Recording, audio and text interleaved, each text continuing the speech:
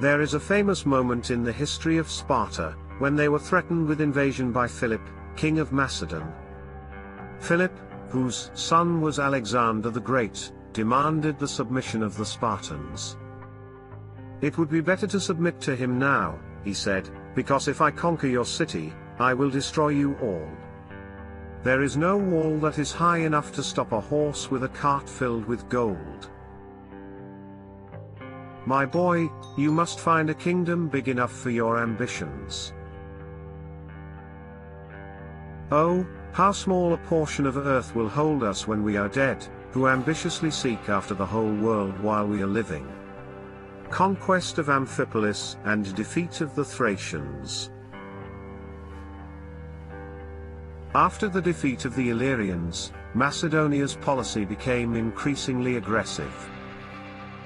Paeonia was already forcefully integrated into Macedonia under Philip's rule. In 357 BC, Philip broke the treaty with Athens and attacked Amphipolis, which he surrendered to the Greeks when he came to power. The city fell back in the hands of Macedonia after an intense siege.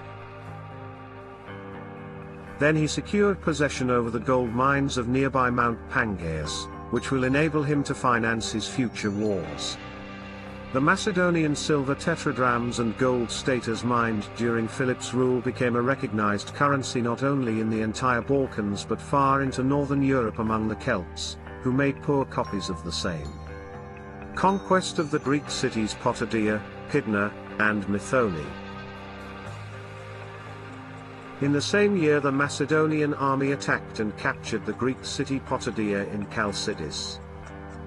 While Athens was preparing to send force north, Philip captured Pydna, another Greek colony on the Macedonian coast, and the following year, the Greek city of Methone, located not far from Pydna, which had been an Athenian base for a long time, surrendered to the Macedonians. All non-Macedonian citizens were expelled.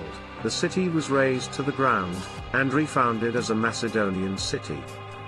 Conquest of northern Greece, Thessaly. Philip next marched into northern Greece. In Thessaly he defeated his enemies, and by 352, he was firmly in control of this northern Greek region. The Macedonian army advanced as far as the pass of Thermopylae, which divides Greece in two parts, but it did not attempt to take it because it was strongly guarded by a joint Greek force of Athenians, Spartans, and Achaeans. End of Greek settlements on Macedonian soil. Philip returned to Macedonia, and began preparations for a complete expulsion of the remaining Greek colonies on Macedonian land. In 348 BC, the Macedonian army attacked the Chalcidice Peninsula and defeated the city-state of Olympias. Like Methone, Olynthus and the other 31 Greek cities in Chalcidice were utterly demolished and razed to the ground, their Greek citizens sold as slaves, and their land distributed to the Macedonians. Among these Greek cities was Stagira, the birthplace of the Greek philosopher Aristotle. The whole of Chalcidice Peninsula was annexed to Macedonia, marking an end of Greek settlements on Macedonian soil. Suppression of Illyrian, Thracian, Greek, and Epirot rebellions.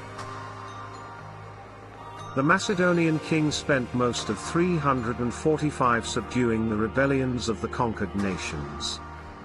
He led the Macedonian army against the Illyrians, Dardanians, and the Thracians. In 344 the Greeks in Thessaly rebelled, but their uprisings was also swiftly put down. The same year he marched into Epirus and pacified the country. Conquest of Thrace.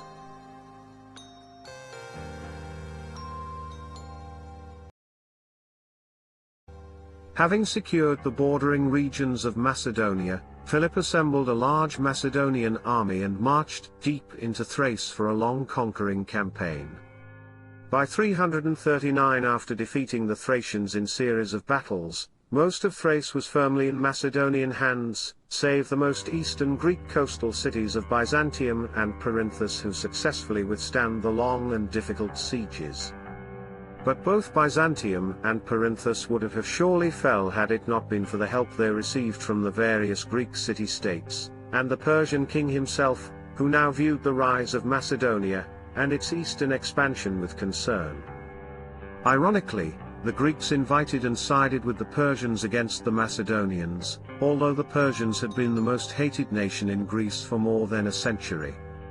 The memory of the Persian invasion of Greece, some 150 years ago, was still alive, but the Greek hatred for the Macedonians had put it aside. Victory over Scythians.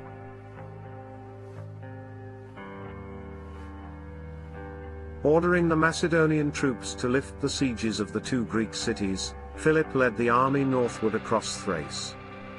In the spring of 339 the Macedonians clashed with the Scythians near Danube, who had recently crossed the river with large army. Philip won a stunning victory in which the Scythian king Ares was killed and took 20,000 Scythian women and children as slaves. But on the return to Macedonia, the Thracian tribalions attacked the Macedonian convoy. The booty was lost, Philip suffered a severe injury which left him permanently lame, and the army returned home empty-handed. Conquest of Greece.